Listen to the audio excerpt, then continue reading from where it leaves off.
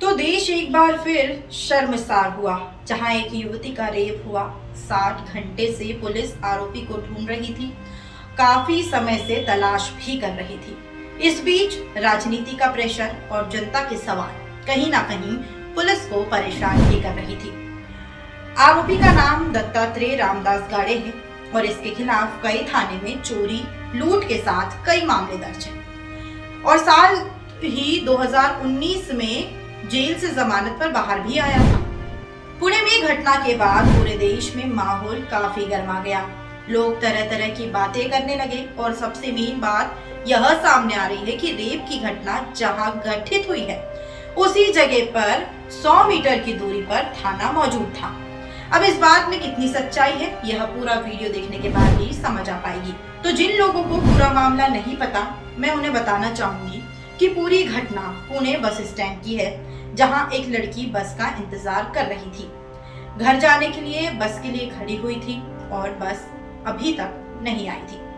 जिसके बाद अचानक गाड़ी आया और उसने कहा कि बस दूसरी तरफ आएगी, जिसके बाद वह युवती भी दूसरी तरफ जाने लगी।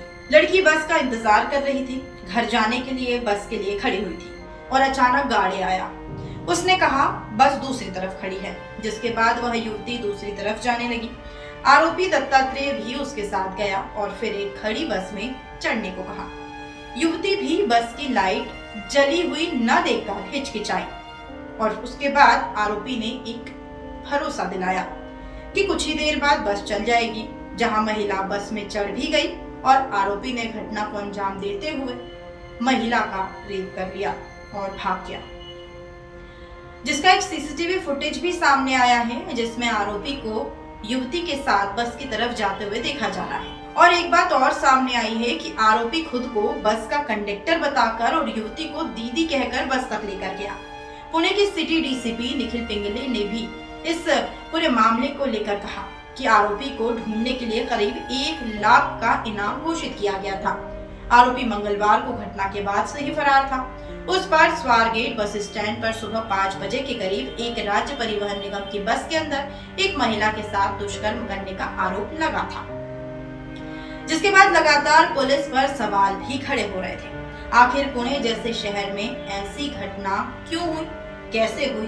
क्योंकि महाराष्ट्र पुलिस देश में पहले स्थान पर रही है। आखिर पुलिस कहाँ थी या बस स्टैंड पर कोई व्यवस्था क्यों नहीं थी?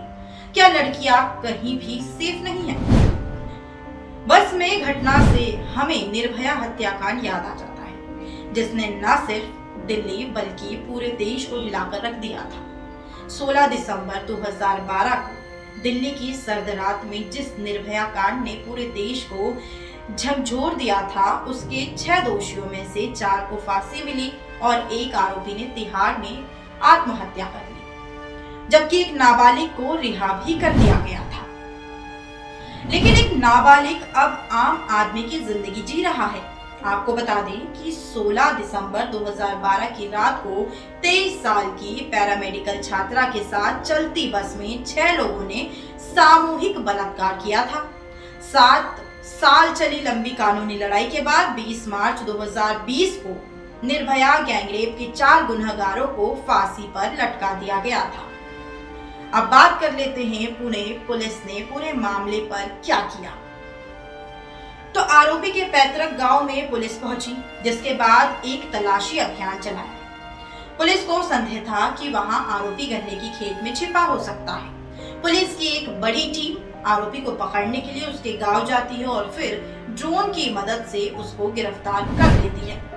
कल रात 1:10 के आसपास Swargate rape bus terminal rape incident के आरोपी को गुनाट गांव से डिटेन किया गया था।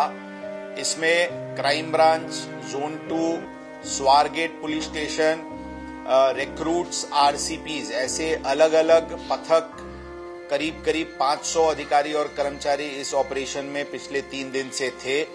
कल इसमें गांव के जो गुनाट गांव के करीब 400 से 500 नागरिकों का इसमें बहुत सहकार्य मिला। हमें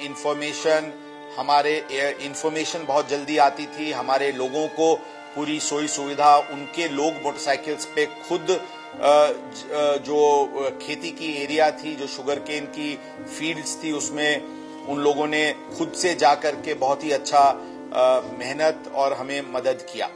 हमारी डॉग स्क्वाड ने अलग अलग जगह की लीड्स दी, जिस लीड्स के आधार पे हमें काफी पॉजिटिव उसकी रिजल्ट मिली।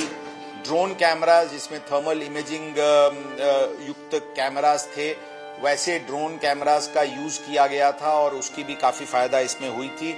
हमें देरी जरूर हुई, लेकिन कल फाइनली आरोपी को अरेस्ट किया गया है। मेडिकल फॉर्मेलिटीज कंप्लीट करने के बाद आज सुबह उसको अरेस्ट किया गया है, कोर्ट में प्रोड्यूस किया जाएगा और एक वाटर टाइट केस इन्वेस्टिगेशन, एक स्ट्रांग इन्वेस्टिगेशन और वाटर टाइट केस बनाने की दृष्टि से हम लोग पूरी तरीके से प्रयत्नशील हैं। इसमें स्पेशल काउंसिल की नियुक्ति की जाएगी और एक फास्ट ट्रैक तरीके से इस मैटर को हम आगे ले जाएंगे और जल्दी से जल्दी आरोपी को सजा मिले, इसके लिए हम पूरी तरीके से प्रयत्नशील रहेंगे। आरोपी पर कई मामले दर्ज भी हैं। पुलिस के अनुसार दत्तात्रेय गाड़े पर पहले से ही पुणे और आसपास के अहिल्यानगर जिले में चोरी, डकैती और चैन स्नैचिंग जैसे कई आपराधिक मामले शामिल हैं। पुलिस ने उसके खिलाफ विभिन्न क्षेत्रों में आपराधिक मामलों की जांच भी की और उसके खिलाफ कड़ी कार्रवाई की योजना बनाई। पुणे पुलिस ने घटना स्थल पे महज 100 मीटर की दूरी पर स्थित पुलिस स्टेशन के नजदीक हुई यही बात बताई है। गन्ने के खेतों में आरोपी छिपा था। पुलिस का कहना है कि वारदात के बाद आरोपी एक सब्जी के ट्रक में छुपकर अपने गांव गुनाग पहुंचा। घर पहुंचने के बाद उसने कपड़े और जूते बदले और वहां से भाग गया। पुलिस को संदेह था कि वह गांव के आसपास ही गन्ने के खेतों में छिपा है। गुरुवार दोपहर को कई वरिष्ठ पुलिस अधिकारी और 100 से अधिक पुलिसकर्मी गुनाग गांव पहुंचे और खोजी कुत्तों व ड्रोनों की मदद से खेतों में तलाशी अभियान चलाया और आरोपी को गिरफ्तार भी करने में सफलता हासिल कर ली।